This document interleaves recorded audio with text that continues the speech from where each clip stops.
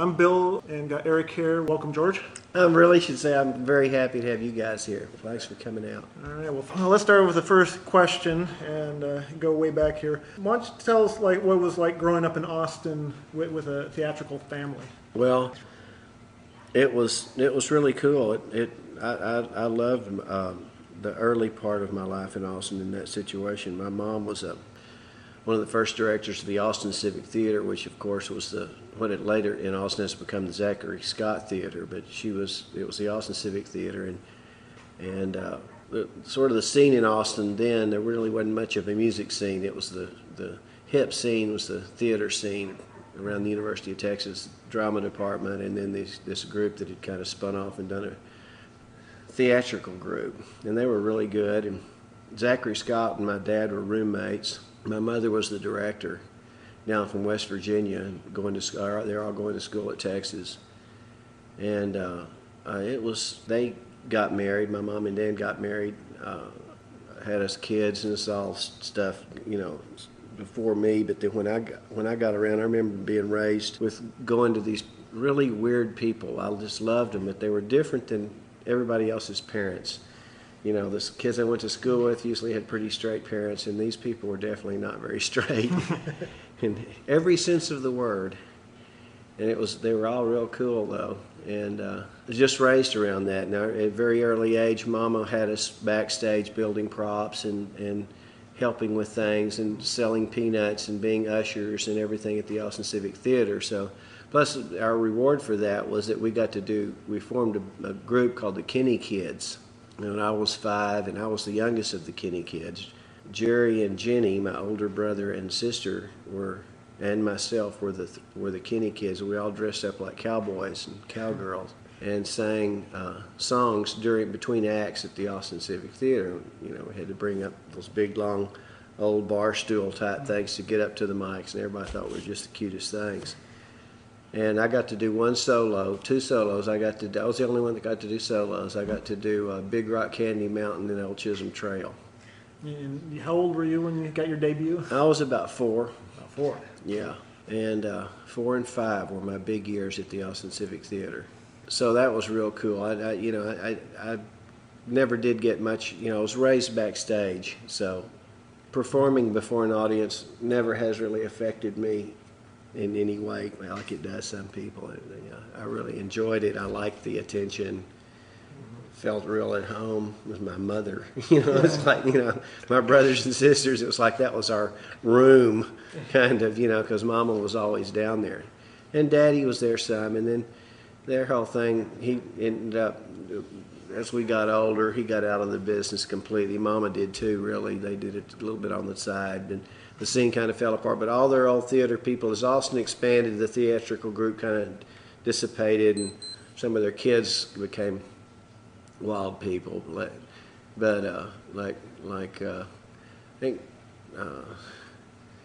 Sammy Allred's guitar player, Dwayne Smith, was one of the Giesenstalls, and he was around that scene, and John Meadows Jr. was in the music scene, the hip sort of the Austin club scene, the early clubs in the Red Line. He was the manager. Some of those kind of the beatnik area. Before the hippies, there were the beatniks, if you remember correctly, and this was like the Austin beat crowd, and they were the sons of this theatrical people who had kind of ventured into the early coffee house thing. So they were the next generation of it. Was there much of a folk scene?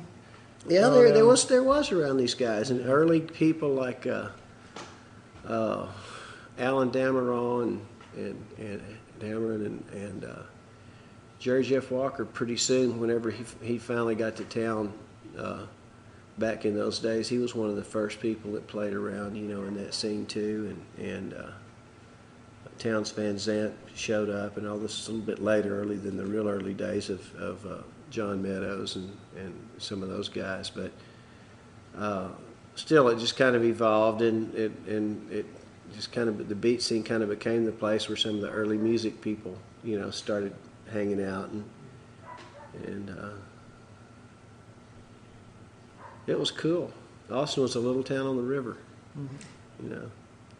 We were real so you felt like everybody knew everybody here. My parents were popular, so I always felt like I was in the scene. Had a honored position in the Austin scene, whatever it was. Everybody knew me, and I published my first set of short stories while I was in the second grade for Sue McBee's column in the American Statesman. I know those have to be on microfilm somewhere maybe, but they really didn't keep shit back then as much. They were smart enough to know none of that really mattered. Who cares? But they were pretty cool, and so I got I had a lot going early on, and I don't know what happened later in Austin. The people just kind of abandoned me. You would have thought I would have been a natural for a celebrity in Austin, but it really is. It turns out it didn't happen that way for a long, long time. I pretty well parted. The scene was really such that when I kind of became, 16, 17, 18 years old and started getting into my own music scene, I'd been writing poems a long time, but the scene was different back then. It was real. We lived through the lives of we were just hanging around our parents' scene, really, just as kids. So, as far as that question goes, that's just about it, I guess, because the next phase was just different. The parents went off, and we all grew up, and there wasn't that scene of our parents. And you know how it is with the kids that are your parents. You've got your kids at school friends. And then there's the kids are your parents' friends, and it's always a different set of friends. And my friends with my parents were like Roky.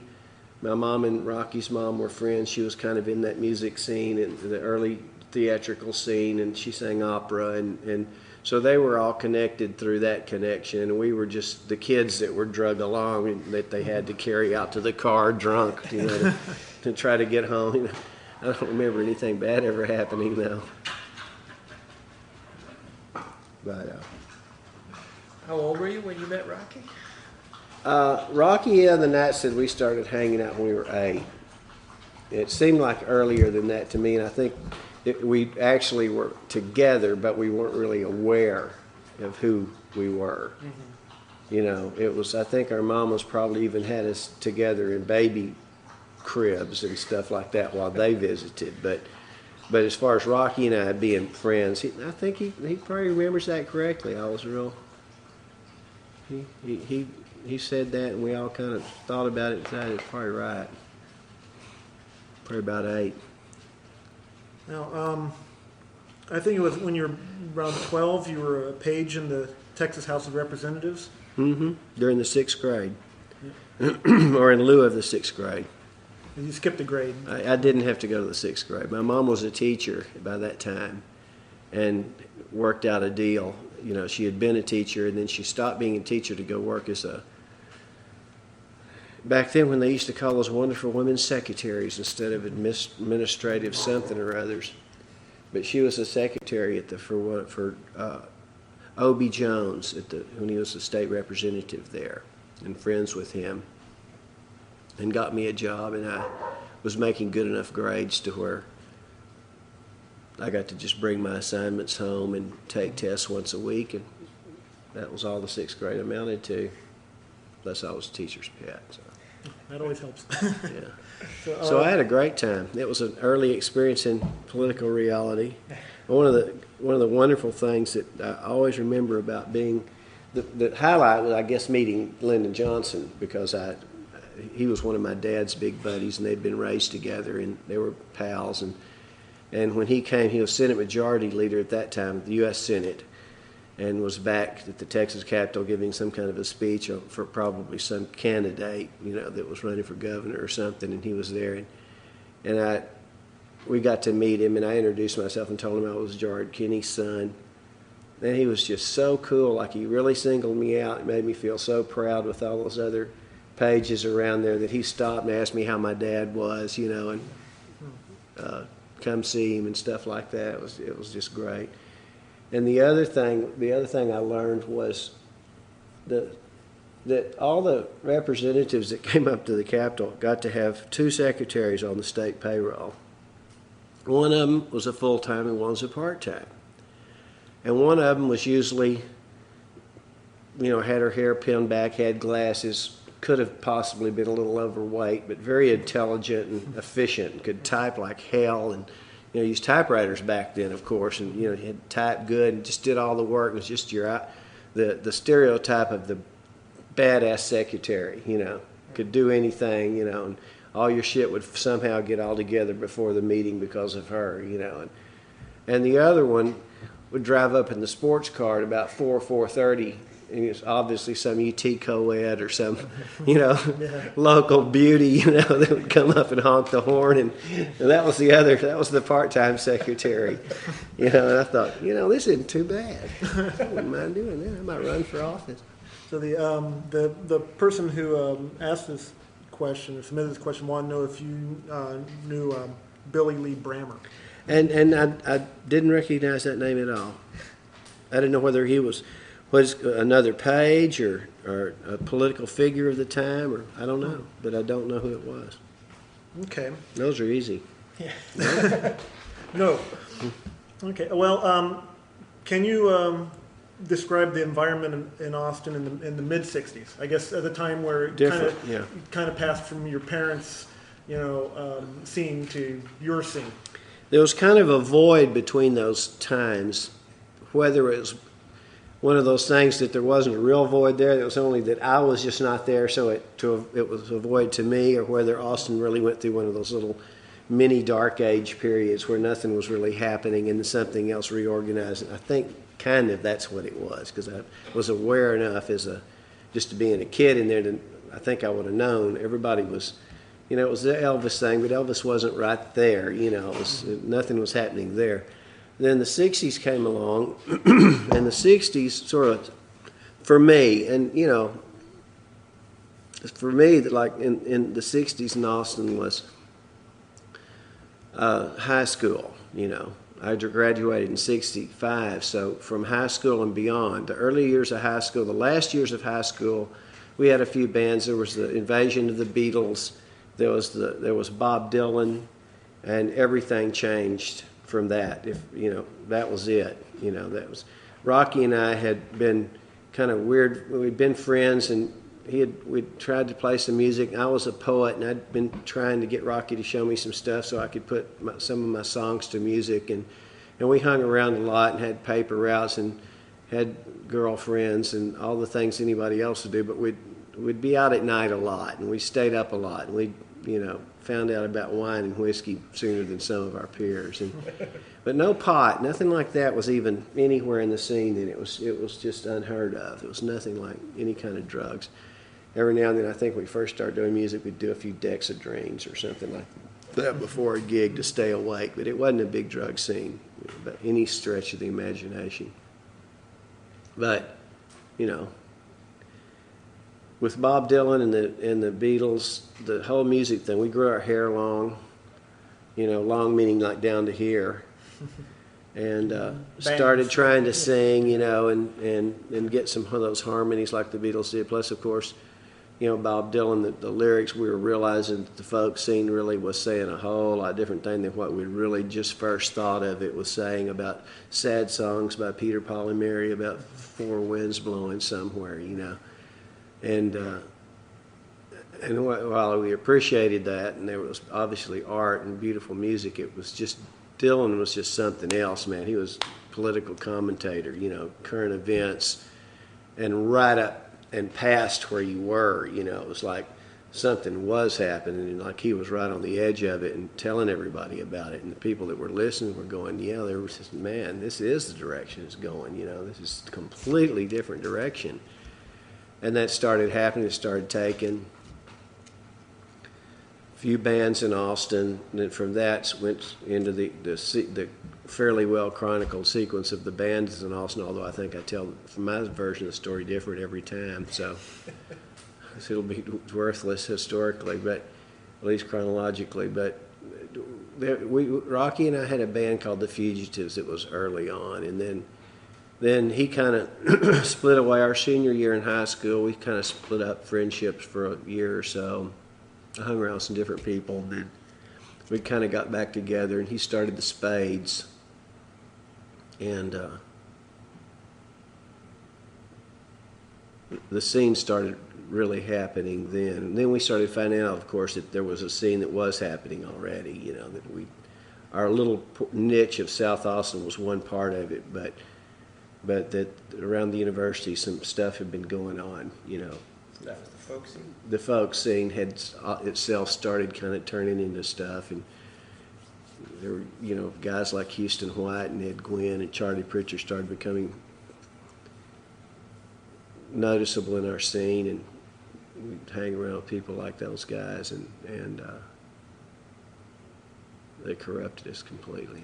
I blame everything on him, especially Houston. No. What did the Fugitive sound like? What did you play? We played rock and roll, Rolling Stones, a couple of Dylan songs, Little Richard, Buddy Holly. Tried to do a few Beatles songs and a few of the really earliest of the Rolling Stones, but mostly even that wasn't out yet. It was kind of even, the Fugitives were even pre-Beatles, just right at the very beginning.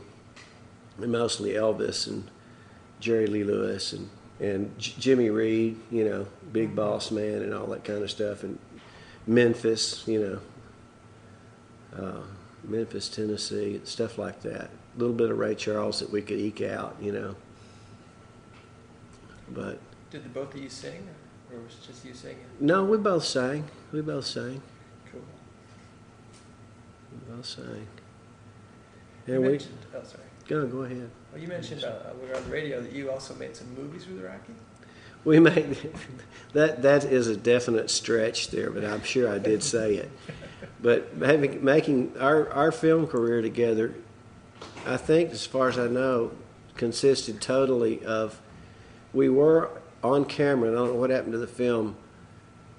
We were trying to film The Hustler, our version of The Hustler, at John Kearney's house, and he had an attic room with a pool table. His mother, Miss Kearney, Linnell Kearney, was our music teacher in junior high school. And so we were friends with John through that and just other things. And Kearney's another one that was our buddy way back, you know. And we were trying to seriously film The Hustler, though. This was going to be, we decided film was the way to go, you know. And girls would like us if we could, you know, get them in films and stuff. We knew that. That was the motivation. Oh, absolutely. You know. Yeah. For more or less, I mean, you know, art was interpreted by that at that point. You know, we were also puberty-stricken teenagers, you know, and so it's like pretty much everything was involved around. The seriousness of things was there, but it was amazing that it was impossible not to notice that girls liked you if you were like that, you know. The James Dean, you know, I mean, we'd already been trained. The women, thank God, had already been trained, you know, that they had to appreciate sullen, artistic types, you know. So we'd had some hope, since we had no money, that our only chance, you know, at any kind of decent female relationships was the rebel outcast thing. So we played that to the hilt. So Plus, your creativity was channeled through your libido. Absolutely, you know, always and still. And it all became one thing. And then, of course, we found all these wonderful justifications because we got into Tantra art and all the Eastern, and so it all made perfect sense, you know. Then it was even better, you know. It was even justifiable scientifically, you know. So, yeah, so that all started happening, and we started getting into that kind of a scene, and staying up later and later at night, and moving into apartments after high school. And I moved out. I left home pretty early. I left in the 11th grade. I left my home and still stayed in high school. I had a job at the Texas Highway Department out there at Camp Mabry, 38th Street. I was a night watchman. And Rocky and the guys would come out like at 1 or 2 o'clock, and we'd get beer and take it up on top of the highway department and pick guitar, and they'd bring girlfriends, and we'd have these just wonderful little singing acoustic sets, on top of the building there, and I'd go down and loyally make my rounds, every now and then. And the irony of it, one of the guys that was the superintendent, D.W. Hayes, after that was all over, I didn't see him for like 30 years, and then the other day, I sold him a car. He came out to the Pavilion, Lincoln Mercury, where I worked, and he was so glad to see me. I was so glad to see him, after all that time. He was just a sweetheart of a guy, just a super guy. But anyway, he didn't know about all that. Wherever you are, DW, I'm not getting you in trouble.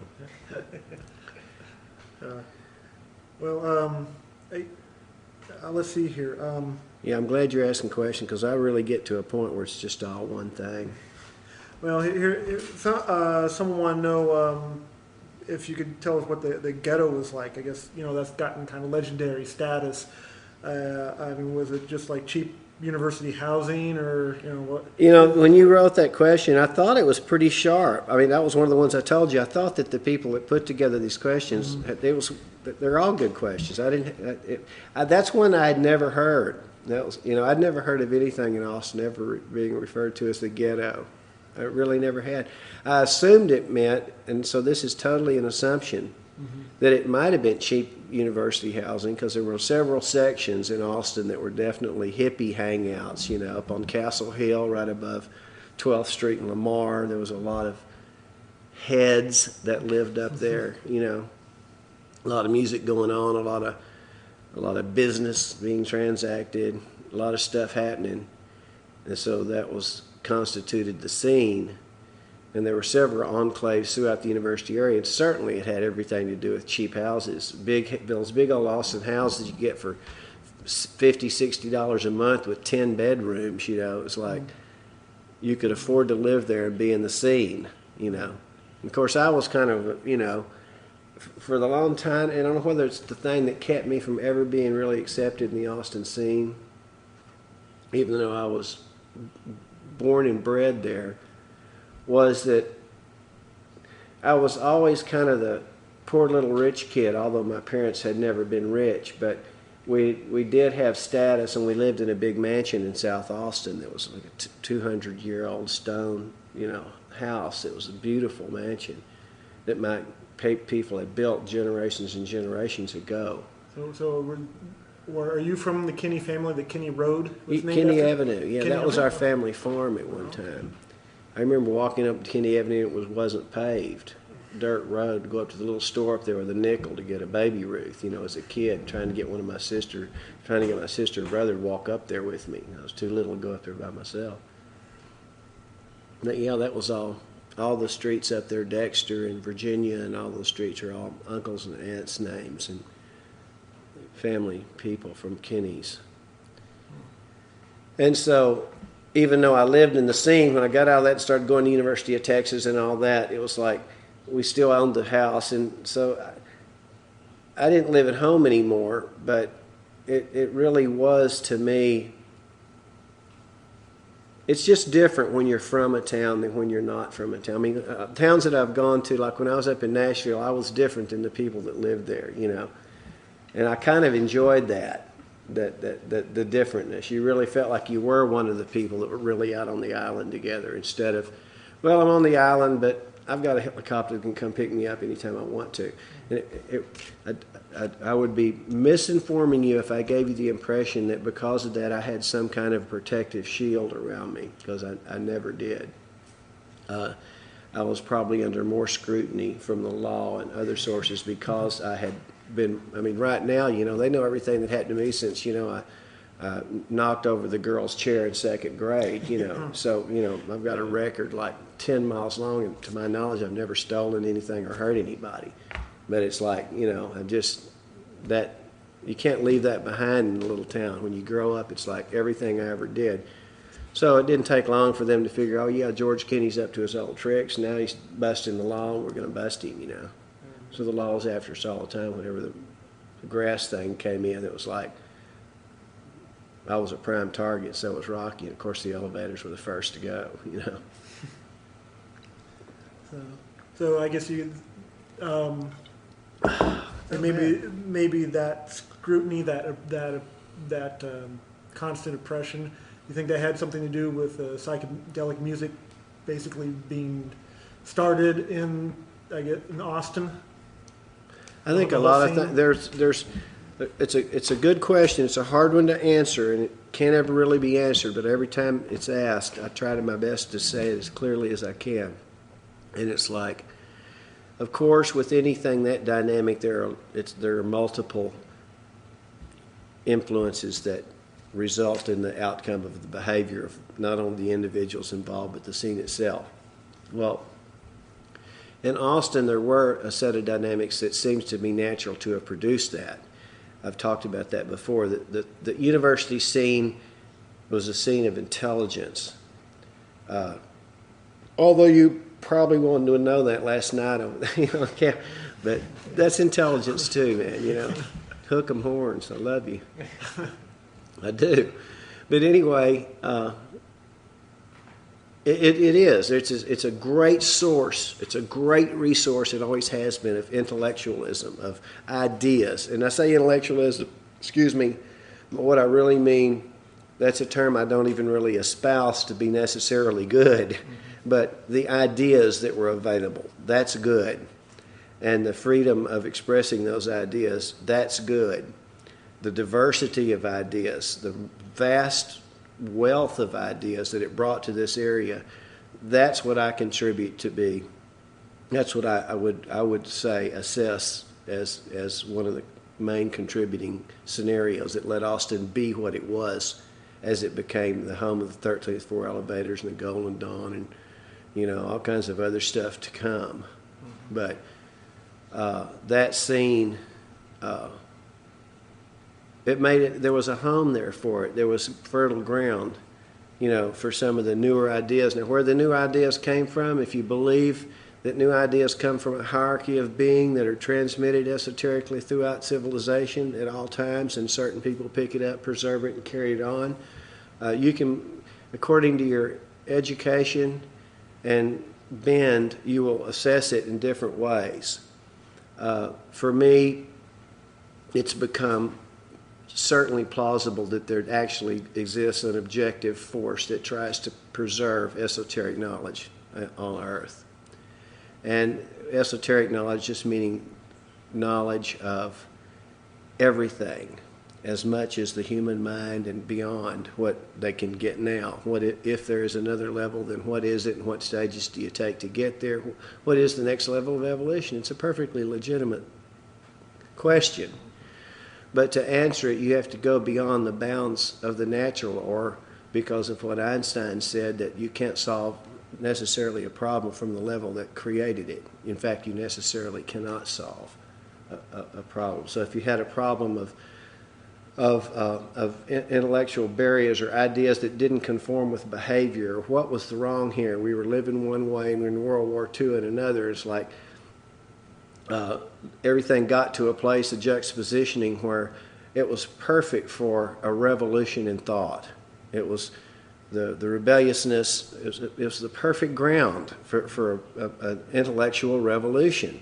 It's just that the intellectual revolution itself was an intellectual revolution. Instead of being an intellectual revolution of just physics or just science, which was also going on and had been for quite some time, then you got the Timothy Learys that were mixing that shit up and going, let's see, scientific psychology, serotonin, synapses, this causes this, what if we, and all of a sudden this whole merger of psychology and science just went whoop, and LSD was the expression of it, And once you took it, it was like you could make connections that you couldn't make before.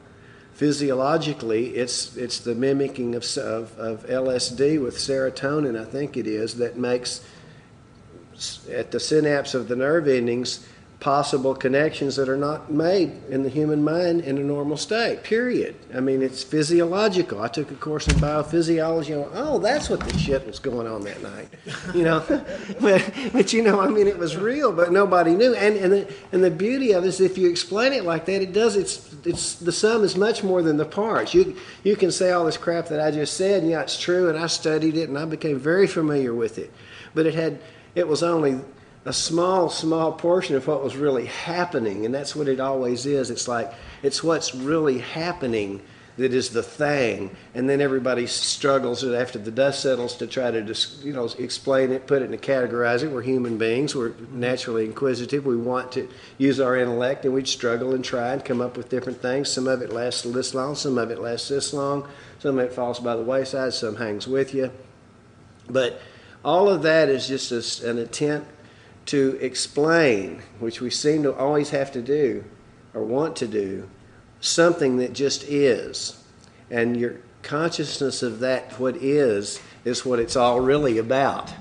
Just rather than forgiveness being a term or a philosophy or something they tell you in church you should do a thing, it really just is something that is. And if you are that way, then all the other stuff is superfluous to it.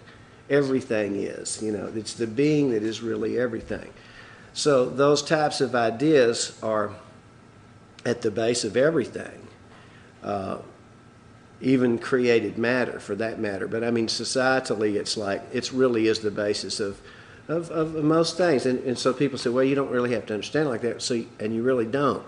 But because it exists and it by nature becomes at odds with the status quo, which is basically think as little as possible, get as much stuff as you can, and be quiet about it. Take the money and run. And that's we were that way after the big industrial military complex after World War II put us in this whole industrial mode, and the media and first the television and all this got us in this place. But then the knowledge itself and the people that were feeding, the beatniks and the poets and Jack Kerouac and all the early precursors of the psychedelic thing were fighting that in their own way. They were expressing there's something else. Go out and look at a tree for an hour. You'll probably learn more than at Harvard or whatever. And there was really something to that. And so the experience, the actual taking the time to let your awareness embrace your environment just for yourself, just for the fact of being it, that was the end in itself. The end was the means. It's like the feeling of love is much better than describing or telling or prophesying or saying what love is, just the thing of it itself. So that's what the ideas that were rattling around then and coming in definite opposition and in conflict with the local everywhere from the local law enforcement to the FBI to the SDS to the war protests to the it reached a lot of different places where people go, well, people were saying reality itself is modular. It doesn't have to be this, that, or the other. And so we don't really just have to fight this war. We don't just. It's just not because it just seems like the natural momentum of the thing. There's It took its expression societally on certain levels, and of course individually, people fought with it. Some flipped out, For some people, I wish I could say this, but I can't. Y'all think about it later. You'll come up with it exactly right. But it's the old saying where you can fool some of the people all the time. It's something sort of like you can confuse all of yourself some of the time and some of yourself all of the time, but you never can confuse all of yourself all of the time. There will be those moments of clarity that almost anybody gets. It doesn't take, we never were, when we were supposedly the leaders and all that stuff in this thing, we never for one iota of a minute minute think that there was anything about us that was particularly special. The beauty of it really is that any given person at a given time, unless they were just physiologically damaged to the point of they couldn't think or something really weird, that most people at any time have all the stuff to be superhumans. It isn't like, yeah, you're superhuman because now you're in the superhuman club. Well, of course you're a superhuman. Eric and Bill both voted you in, and now you're a superhuman, like me. Sounds like we all know that. Don't watch parking meters and don't follow leaders. So we all knew that. We were warned of that. Dylan, the people that brought us up, taught us all that. Don't go out there. You're gonna get this information, and the first thing you're gonna you're going to go out there and you start thinking that there's something about you that's particularly noteworthy. First of all, let me say, that's not the case. I'm sorry. It's really just here, just everybody. It's everybody's stuff. And then that formed that community, that commonness of a song like Splash One. I've seen your face before. I've known you all my life. It's like, of course, we're all the same person. Of course I've known you all my life, So that community was very strong, and that was the real good scene in Austin that was happening. And it was based on psychedelics, and it really pretty much went to shit when, worse drugs became involved. I'm not completely innocent of it, but we were purists in that sense. Smoke pot, take acid, mescaline, psilocybin. Now see, anybody else would hear that and God, the guy was a fucking drug addict. But it really wasn't that at all. I really had pretty much of an aversion to drug addiction. I've never, to my knowledge, the only time I've ever been really drug addicted, I was in the hospital for a serious illness for about 5 months. And I was on Demerol every 4 hours. Now that I was, I was, and that would do it. it did it, and we worked it out. And my doctors told me what was going on. I already knew, So it went, but it never was. I didn't get out of the hospital and go out and want Demerol every 10 minutes. So, but it wasn't that thing. It was used, and people just think this is the most hypocritical thing in the world, that somebody could be this self-righteous, with especially people that know me, that know I'm not self-righteous. I cuss, I drink, I do politically incorrect shit all the time. I fuck up more than the average bear, But on that level, we were sincerely devoted to that being what psychedelics were used like Timothy Leary might have originally conceived. And Tommy Hall was definitely, whatever else you want to say about the guy, he was honest and true about that. He got off the deep end, he made human arrows and all that kind of stuff, but he wasn't a cult leader like Charlie Manson. He never wanted you to think anything of him. He was always the one that said, no, read this, think about this, study this. You'll get it yourself. That's the only thing that matters. Whatever you get out of it, it's what you get out of it. I'm going to tell you because I know more about it than you do right now, but you might know more tomorrow, And so it was teaching. We were taught. And our group was taught by one of the most serious teachers that have been around. Was Tommy really the focal point for bringing all those ideas into the scene, the music scene, the social scene? It all came through him? As far as my interpretation of it went, it was. There were a lot of hip guys in Austin, but even they kind of held Tommy at an arm's length because he was just so direct about it. He was just so ruthless about it. It wasn't like, let's all just get stoned and fuck. It was like, man, she lives. It's like, if you're gonna take a romantic tint to it, make it like she lives, man. It's like, it's something serious. It's great. And the normal scene is naturally, like we all are, we're weak and we're going, yeah, come on, don't make it complicated, good piece of ass, good piece of ass. And there's that too. It's not that that's wrong either. It's all of it is. It's not really the excluding. It's the matter of what you include that's good. Not really. I was reading something this morning about Tolstoy that said, if you devoid your mind of bad thoughts, if you don't have bad thoughts, you can't produce bad behavior. If you really try to not have bad thoughts, you can't do bad things because your behavior is always working on an idea that's somewhere in there, always. So if you can just say, well, no, I can't do this right, so let's get it real simple. If I can just not think bad thoughts, maybe the rest will follow, And that was something that Gurdjieff and Usminski were big on, was saying, you can't do good. Don't try to do good. You know, you go out and do good, you're going to do bad. I mean, you're not capable of doing good. The road to hell is paved with good, good intentions. You know, it's denial to think that you can do good. Just concentrate on not doing bad, and presto, you're doing good. It's by default. Yeah, by default. By default, exactly. By default, excellent. By default, you do good. But if you go out and set out to do good, you're doomed, because we're just not good. There's just too much stuff. Yes, I'm going to do good. Then all of a sudden, because I did good, then that defines good. So but I was the old Kantian philosophy of yes, but something that proceeds from a false premise automatically disintegrates. So you start doing good, even know what, but you're not really have the foundation for being there. Sooner or later, one of the labyrinth of conflicting thoughts that stop good thinking will catch you, and you're hung up, and then whatever proceeds from there is just justification for what you did before. It's like getting the research grant we talked about the other night.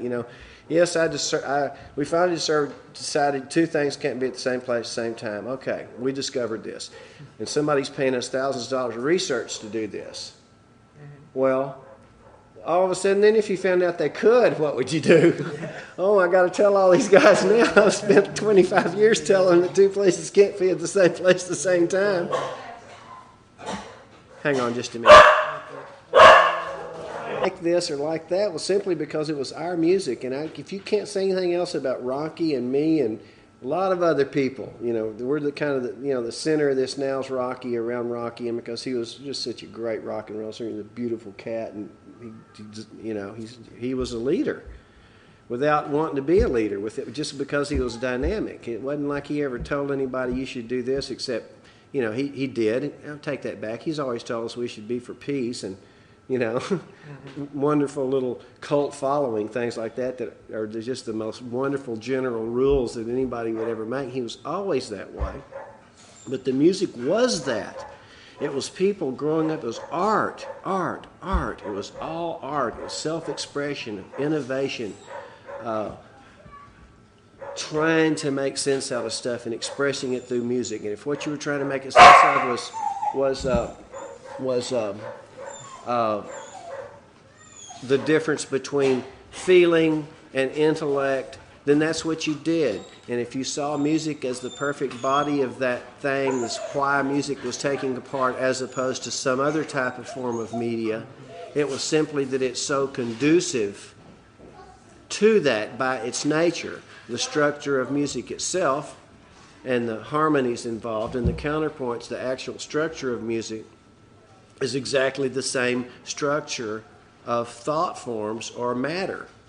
And so anything that is done through that and then added a language element of it, of poetry, that also has its own little rhythmic thing going on with or without the music, then you add that dimension in it, and then it doesn't surprise you that if you do that craftfully and artfully instead of just haphazardly, which that's jazz and that's cool too, but if you do it on purpose, then it shouldn't be surprising that you would come up with something like psychedelic music, where you have these whole ideas formed in words of a higher level that the music is taking you to, because it is the higher level that you're talking about, the level of harmony and the things that are something blending and something becoming more than the sum of its parts, and all of those intellectual thoughts that you might be talking about. The background media itself is the way there.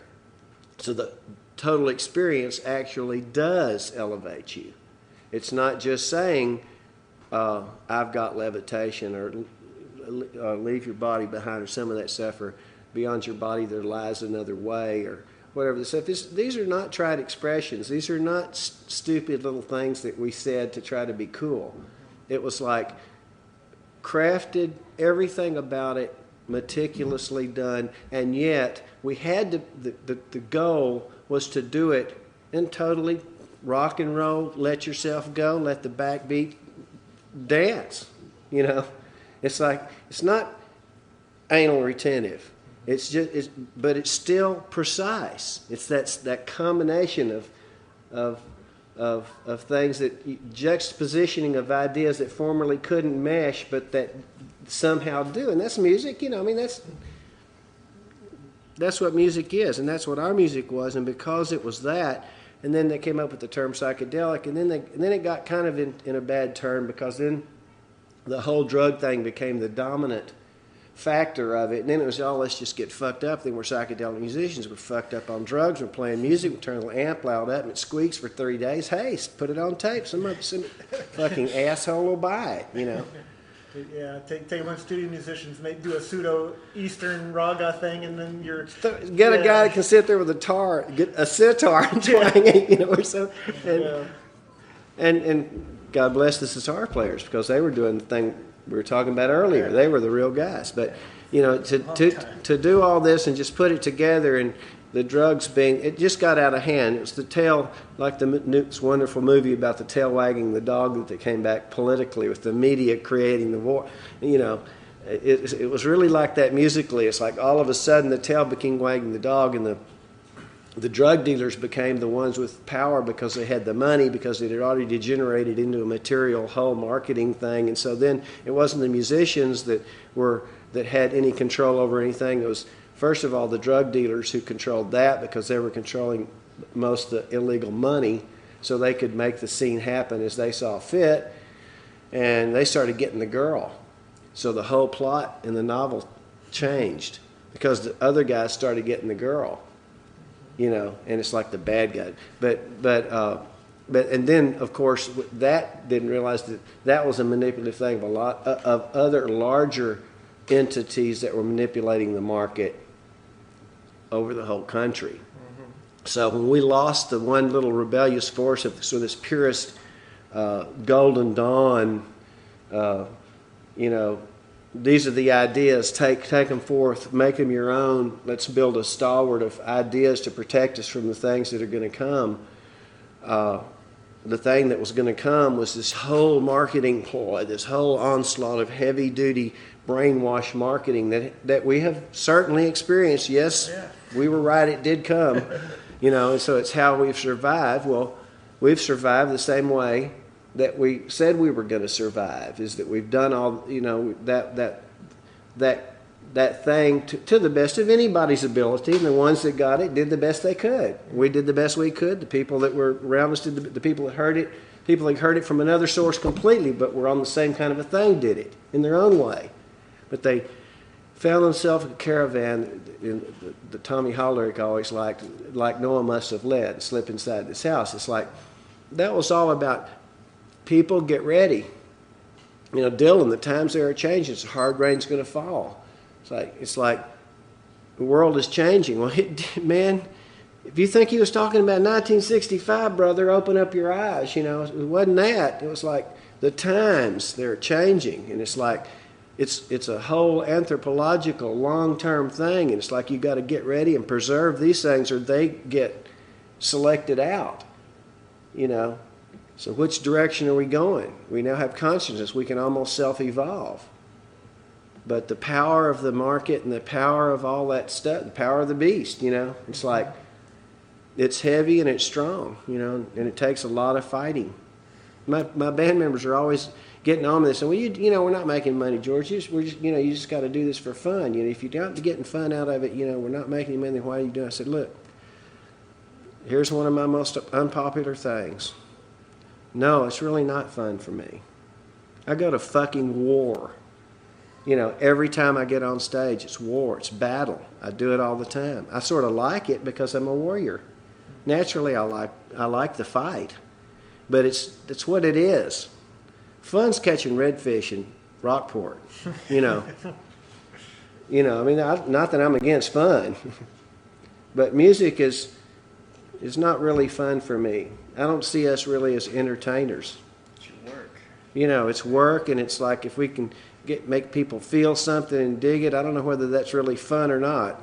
It's not my definition, but who cares, So why do you do it? It's not fun. Because I'm just not the kind that likes to get pushed around. I'm a South Austin redneck. I'm not going to take their ideas. You know, they're not going to stamp them on me. I'm going to fight back as long as I can. You know, I mean, that's the way I've always been. So that's what we do. We do it with music because it's love and peace instead of war and violence. You know, I'm not saying I'm some kind of a badass and I want to hurt people. I expect people to raise arms and stress. It's exactly the opposite of anything like that. That's unforced peace, as Roky said. You know, it's like you fight the battle through saying the right ideas and trying to live the right ideas and projecting the right ideas, because that's where all the bad stuff comes from, are bad ideas. The ideas come before the behavior. So if you concentrate on the ideas, even if they seem absurd, people say, "Oh, you crazy, you got to get off that shit." Nobody gives a shit about that stuff, you know. Everybody just wants to know how much money they're making next, or what kind of thing people are going to think about them, or whether they think they're cool or not. And I wrote a song called Step Down Satan. It was one of the latest songs that we're working up. It's like, the lyrics in it says, time staggers on, we shiver through the winter and stumble into the spring. One thing is clear, we're running on fear, afraid of nearly everything. You know, and step down Satan, back away from the door. I've been raising hell all of my life. I don't need you, you know, anymore. I don't need any of that. You know, I don't need authorities. People don't need them. You know, I'm not saying chaos or any kind of far-fetched thing like that, but it's just like, speaking for myself, I just don't need authorities telling me what to do. Do you consider yourself an anarchist? No. I'm not sure why. Anarchy to me means no control. I believe in self-government. But self-government in the truest meaning is that democracy can't work unless people are prepared to govern themselves. And I mean govern yourself from deciding not to kick the dog, to not going out on your old lady, or to go out on your lady if that's what it takes to get you where you need to go, or whatever, without making moral judgments of right and wrong. Simply a matter of self-government, pure self-government. And you have to, for that to work out right, sure, hopefully there has to be some kind of objective direction or ethos or some ethic involved, or people. That's why I hesitate to say I'd be an anarchist, because the visions that naturally come up of anarchy are chaos and blood and rape and murder in the streets, because the guys that get the most AR-15s are going to be the guys that are living in your house. Mm-hmm. You know. So I'm not for anarchy in that. I'm more of in a tribal thing. You protect your tribe, you know. You try to protect your area from outside influence so that you can live in peace. So it does take a communal, there's a participation. One of the beautiful things I thought about the Zapotec Indians when I was in southern Mexico was the way they had their social scene set up. There was a government, there was a chief, but he was sort of appointed periodically, and it was kind of a hassle, but somebody had to do it, so the oldest, wisest guy had to take a turn, and then his brother-in-law had to take a turn, and then you know, somebody had to do it, but it was tribal. They owned their own home. They had private property, yet they farmed the milpas or the cornfields together, large ones, because the market demanded that it was more practical that way. But it was this whole intermingling of socialism and capitalism and individual and communal, and it wasn't clearly defined, yet they all had a place in it without having clear definition. And it's in my book, The Bandit King, I've kind of modeled the future society along some of those, you know, guidelines of how a structure of a society might possibly be set. But all of it in itself is just, it's superfluous to and arbitrary when it comes just to what self-government's really clear. I should have just stopped there, because it's a matter of, we're all taught self-government. Self-government's the United States, we the people. What a crock of shit, you know. Nobody's governing themselves. They're all on the take. Our leaders are all screwing their secretaries and behind their wives' back and taking money to pass this and that in law under the personal justification. Well, yeah, if you play it this way, then you'll be in a position of power and you can really do good then. And if you got to kiss ass right now. So, you know, and it's the whole thing. It's all such a bunch of crap. That's not self-government. That's not somebody saying, I'm responsible for myself. Therefore, how can I be responsible for myself if I don't know shit about myself? How can I be responsible for evolving when I have no idea how to do it? Oh, read the Bible, read Buddhism, get Zen. Well, by the time most of that all happens, it's all so dogmatized and sort of made to be the picture of the thing, as Plato said, the picture of the essence of the picture of the. By the time you see it, it's 3 levels removed from the actual thing they took the picture of, the idea that made the world of ideas and ethos, the idea, then you're so far away from it that then you're making bad copies. A perfect example is the way the English language, when you say, the latest thing in English teaching, when I was teaching English at Wimberley, it was like they say, the English language is set up like this. Well, that doesn't matter because the way to teach English is let children just read. And they'll read. You don't need to teach them grammar. If you expose them to enough literature, enough reading and so like that, pretty soon they're just going to get it. They're just going to learn to write well because they've read Tolstoy, because they've read all these great writers. They've read whoever. And it's just, they really do that. It's total laziness because all that means is that it gets worse and worse and worse and worse and worse, and they don't have that form to go back to. My God, Tolstoy learned how to diagram a sentence. These guys knew how to write. They know the English language or the Russian language or the whatever language they wrote in. They're all fine. They're going to learn English through osmosis. Yeah. It just doesn't have. What happens is also you learn bad English. Yeah. It gets a little bit worse this generation, a little bit worse this generation, a little bit worse, and there's no form to go back to say, okay, here's the sentence.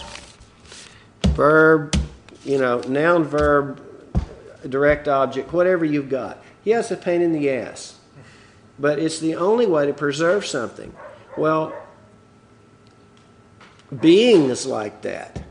And you have to create something that works. Well, religion and different things, that's what the closest thing that we've had to that is saying, well, yes, the 10 Commandments, if you do this and this. But the intellect and the essence of these teachings has not progressed equally. Technology has so far outstripped being that it's not applicable anymore. So, is Christianity wrong? No, of course, almost everything that's the essential parts of Christianity, how could it possibly ever be wrong? It's all right, every bit of it. So are almost all the Buddhism, Zen, any of that stuff. Yes, yes, yes, yes, yes, yes, yes, yes. But it's not happening because people don't govern themselves. So I'm not an anarchist, I'm for self-government. I wonder if you could help us to know historically how all this consciousness came into the music. It seems at one point there was the Spades and you were doing Chelsea, so there's just rock and roll. Cover band, rock and roll, totally. And then there's the Elevators and the Golden Dawn with a mission that's totally different. It really is, and I think it probably has to do with a couple of things. One, just the maturity of the people themselves, the natural evolution of myself, of Roky, of the other people that were around us, and many other people that I don't even know that must have been doing the same thing somewhere that maybe didn't get the acclaim or weren't in a band or whatever, but they were still doing it somewhere. I know that. Because I know people that come to me that say things that they listen to this and ask me questions. It's like, I know that even though I didn't know them during that period or something, that they're still going through that same thing or they wouldn't be interesting like you guys and like some other people. It's like, it's not. So what happened was it's a natural maturity. We went from poems, writing poems to girls, the whole, very, very real. It's going on and on. This is, it happened as kind of it flares up in society. It flared up in the 60s. It's not that it doesn't always happen. The 12th century was a famous thing for these writers who We talked about that the other night, that the writers, the troubadours, who had to disguise their heretic and pagan philosophies by cloaking it in love tunes. If you sang to a woman, it was acceptable. If you sang to a level that you were trying to leave this level to achieve a higher level of evolution, that was heresy, because of Christ, you couldn't say that. You had to say Christ was here. Salvation was possible here in this domain. Maya was a very pagan concept because it said, this is all bad, you've got to go higher than this. Christianity said, no, this is as high as it gets to heaven because Jesus was here to die for our sins, therefore you're saved. Well, if you're saved, here you are. Well, so they couldn't say that. So they would use women to say about the sublime and the divine. If you notice in the 12th century and in the Romantic poets, all the divination of woman became what it was. And it was all to avoid prosecution for basically spiritual ideas that people would get burned at the stake for holding. But then after a couple of years, everybody forgot. So then it was just, well, she's great. She's, blah, blah, blah. I love her. She makes me feel like this. She makes me feel like that. She's wonderful. She's divine. Then it started this whole thing about women and men that was like, has resulted in this ridiculous assessment of women, that they're either goddesses or demons. And we went through that for hundreds of years, a few hundred years, a couple of hundred years now, where you can't just have a woman being a woman. She's either a goddess or a demon. And it's all because of this whole thing that went through that people just lost contact with because they don't have the threads to be able to put it together and see what this was happening, what it was, how we got here.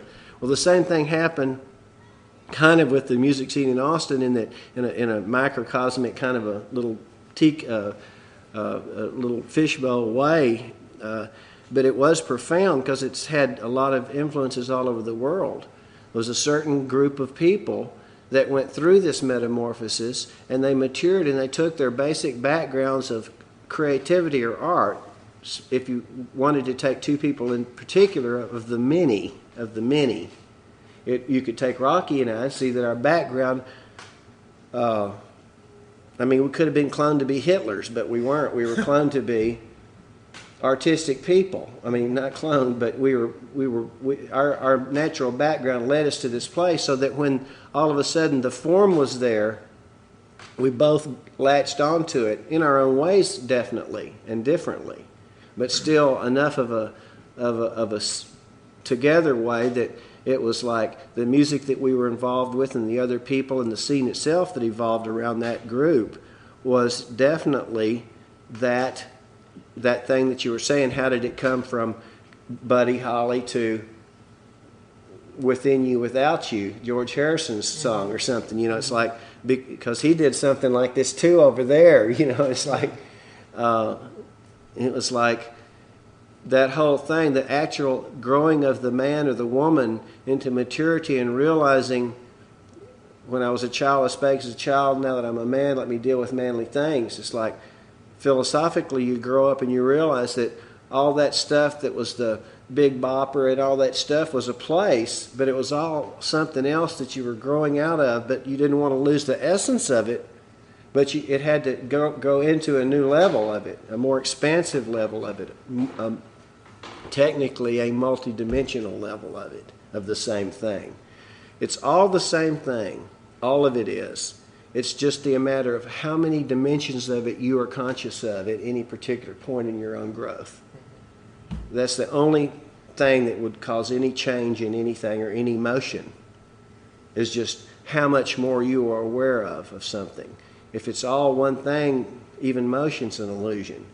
So it's like everything that you would say as far as the evolution of a genre, such as garage band, Rolling Stones, Buddy Holly cover tunes, the Chelsea, the kind of stuff that we did there, to be into George Kinney songs about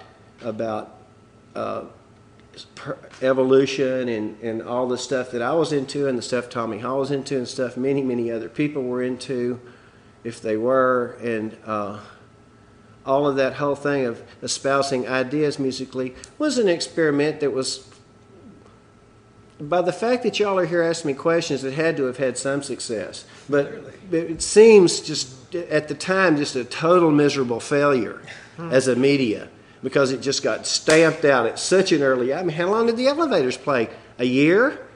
Yeah. 18 months, I think, at the most. We never played, I don't think, more than 16, a little over a year. I mean, it was just squashed immediately. And even the true blue Austin people went, oh, those Elevators weird. Tommy Holly down there in Houston telling everybody it's New Jerusalem. Fucking guys need to smoke more pot, I mean, just even the loyal following just kind of turned on them. It's like the disciples, going, Jesus? I saw him once, but I hadn't seen him in a long time, man. I'm telling you. I think he's somewhere in Round Rock, You think that all the kids that came out to the shows were consciously there for the message, or were they just coming to dance to the hip sound? They were just coming to dance. A few of them had a few ideas. They were young, too. They were finding out. That's all it is. It's curiosity. You strike something, it's a chord. It's a familiar chord. A musician, it's like, it's a chord.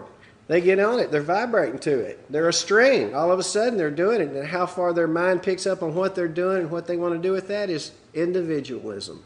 It's self-government. Whatever they do with it, as long as that's what they're doing, it's good. You don't care what they do. They're not coming up there going, yes, I understand George Kinney's philosophy. He means by this, that. I don't even know. It's like, it's not important. I'm spitting it out the way I see it, and I study a lot, but really and truly, it doesn't really matter, If you want to sit down and read it all and think about it in a vast context of a lot more information that goes along with it as a study, yeah, it'll be there. I guarantee you. You'll understand it. Because it all has, as I graduated with honors from UT in English. Yes, it all makes sense. It all has historic precedent, and there are enough clues in all the writings that you can take it to all the great canons of human thought and see the evolution of it. And that was Tertium Morganum, the third canon of human thought. And it was like, that's a pretty presumptuous thing to say, isn't it? I mean, golly, who was it? Aristotle and Bacon, and then here's this third one. Okay, those were those. Now here's this one. This one won't be changed for a long time. I used to thought, God, how can those cats, but then you start reading them, you go, they were just way ahead, just way, way, way ahead. It's like Tiger Woods plays golf better than anybody else, and people are catching up with him. But I mean, it's just like you have those great leaps in stuff. How did people, how many Stevie Ray Vaughns are that play guitar? Jimi Hendrix's, how many? There aren't many. There really aren't. You can sit down and you just can't find too many. So it gets to that level. And I ask something else because I'm getting tangled up here. Okay. Well, let's talk a little bit about the band, the Golden Dawn. What was the genesis of it? What brought it together? The genesis of it really was the formation of the Elevators and the demise of the Chelsea. The demise of the Chelsea was just one of those, everybody, we were good friends.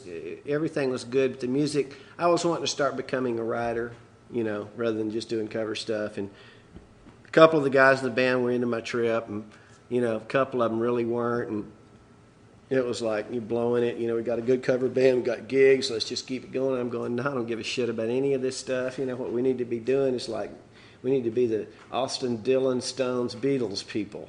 We're not the Elevators, but we've got something else that I think is just as important. There's a little bit more grounding in the Golden Dawn.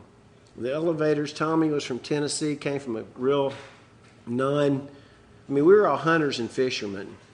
We were, we got in fist fights in high school. None of us were namby-pamby artsy types. Right. And that was the difference in us and most bands. We had this whole other dimension of this knowledge that we'd picked up through Tommy and the stuff that he'd put us onto in our own natural quest. But there was really this natural tendency we had not to get on drugs because we were all just Well, you can't get too stoned. You get out there in the middle of the boat and you can't start it. I mean, there really was that blood and guts thing of being a Central Texas. We were all from this group, all grew up together hunting and fishing, and had gotten our hands literally bloody together. It was like you couldn't get too far out, or it would be like, good idea, George, but you just farted. I mean, you can't be Krishna if you still fart. And so it was a nice checks and balances that we never really did get too far out. The Golden Dawn was named that because we didn't know what to name ourselves. John Kearney came up with the Eagles, and I put that down. Said no, the band could never be named the Eagles. Never be successful. Never be successful with that name. So you see right now how our band had a problem with business success. I had the one name that might have helped, and I was the first one to go, no, that'll never make it. And I'd been reading a lot of stuff about real early Egyptian stuff, and and I came across this order, the magical order of the Golden Dawn, and how they were into this whole thing of personal evolution, and I always have to add, the whole Aleister Crowley thing was legitimate, but came much later, and he was somebody who joined and made some additions to it, but it wasn't the origin of the Golden Dawn by any means. Mm-hmm. And so I thought I'd just make a cool name, Golden Dawn. It was very positive, I thought. I was a person who got up early in the morning, can't sleep late. You stay up all night playing. I'm still up at 6, 7, no matter what, So it all fit for me. And then the band kind of reluctantly went along with it because they couldn't think of anything better. But then when it came out with the album Power Plant, I was just vehemently against it. I hated the cover. The marijuana leaves were like saying, please come and bust me, And I was going, those assholes, the international artists, they're sitting up there in their office, thinking up all this shit. They don't know that, man, Harvey Gann and the Vice Squad, are going to just go, boy, this is going to look great in court. I can't wait, And they never got it. And I just hated them for it, and hated that it happened. I hated but everybody thought it was a good cover. Everybody thought it was real cool. It's very memorable and all that. And George Banks, the guy that drew it, is a good friend of mine. I love him to this day. I see him every time our band plays in Houston. He comes to the gigs, But that's what they told him they wanted, so that's what he painted. Our drummer, Bobby Rector, was an artist and had several just wonderful covers that they should have used. Very artistic. It's kind of some kind of stuff one of my sons might have done. Just brilliant artwork that said everything without, that was just, it was art. It was what art's supposed to be, visual art. You don't have to say anything about it. It doesn't have to be direct. It doesn't have to do anything. Just by what it is, you just get it all, And of course, they didn't like that. But did the rest of the guys in your band share your esoteric philosophy? Not completely. It was a struggle, but more or less, yeah, because they knew me well enough to know. I think the thing that they made, that if they followed me, which they weren't followers, and they never really followed me, and I never wanted them to follow me, and that's why we're still friends, I followed them as much as they followed me. Tommy, if anything, was probably the leader. He was the oldest. He was the only one whose parents had enough money to where he had gas money and hamburger money, so he kind of controlled us financially in a very benevolent way. He was very generous, and Tom Ramsey, and just a beautiful guy. And he had a car, it was just we didn't have much, and we always had to have different jobs and stuff. Tommy didn't. Practiced at his house. He was a musical wizard, could play almost any instrument. I always looked up to him musically. Unquestionably, I always thought of him as the best musician in the band. Jimmy was good rhythm player, had a great voice, a real stabilizing force in the band. Jimmy is just like stone, man. He's the granite force, like he never changes. He's still the same he was then. I tell you, you met him, he's the same. He's the same guy as he was then. I just love it. I called him up after 30 years and said, hey, I've got a gig. You want to play? Yeah, what time? When's practice? Just like we had never stopped. It was unbelievable. Remember that night I called him? It was unbelievable. He's just like, yeah, okay, I'm going to have to practice some, you know. Yeah, I guess you will, you know. But he's picked up the slack. His rhythm's getting real good again, just like it was. And, of course, he brought Katie with him, and, you know, she's just such a jewel. That's his daughter who's singing back up. Yeah, she's just beautiful. She sings great. She fits right into the band. We all protect her like she was our own daughter, you know. And woe to the unfortunate guy that tries to do anything wrong to her on stage. Some of the comments I've heard from the audience, yeah, she could use that protection. Oh, I know. She brings it to our attention, you know. We've had to muscle a few people around already. Really? But, I mean, you know, she's in the right band for that. All of us so far just looking for a chance to kick somebody's ass, you know. Now we got this beautiful little blonde to protect, you know. So, and Jimmy definitely could take care of the job by himself. I mean, Jimmy's a badass. I first met Jimmy, the first time I ever met Jimmy Bird was on South Lamar. Wherever you are, Jimmy, sorry, I'm going to tell this story. He was with Tom Ramsey, and they'd been pulled over by the cops, and they'd been drinking. And it was right up there by where Barton Skyway is now. And there was a filling station that we used to all play around up there, Metcalf's filling station. And we'd go up there and go in the back. Tommy Ramsey worked there, you know, or said he worked there. I don't think Tommy's really worked anywhere. But he had a job there, and we'd sit in the back, and he'd work on his car. He always had a new car, new Chevy, brand new. You know, parents bought him a new Chevy.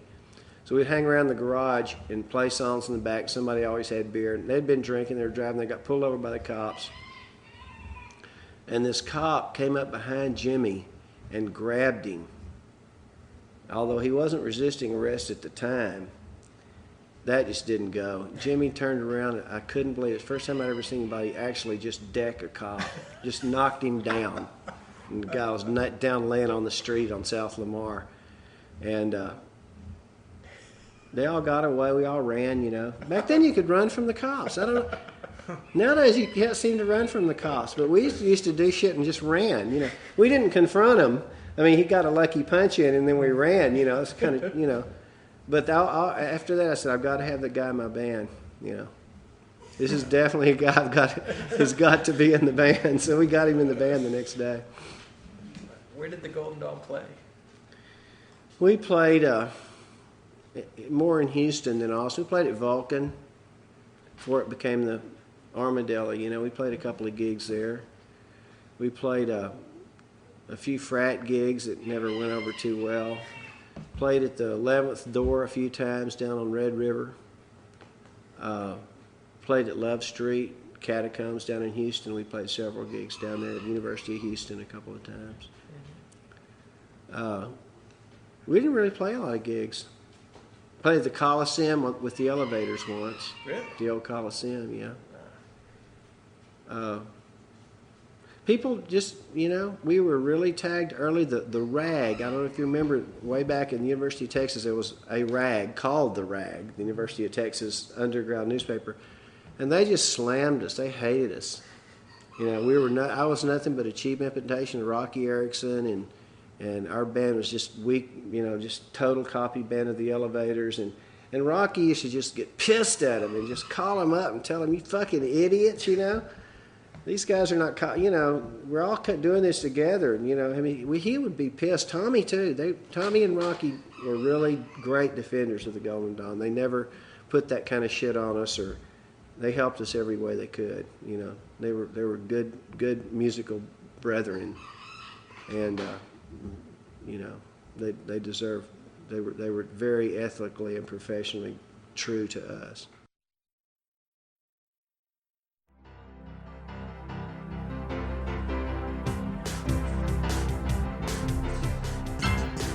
The Golden Dawn hopes you enjoyed this recording.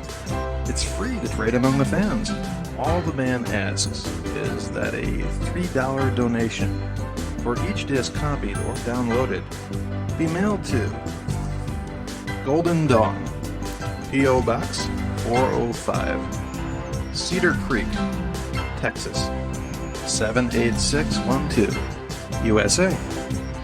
Contact Golden Dawn at Kinney777 at AOL.com.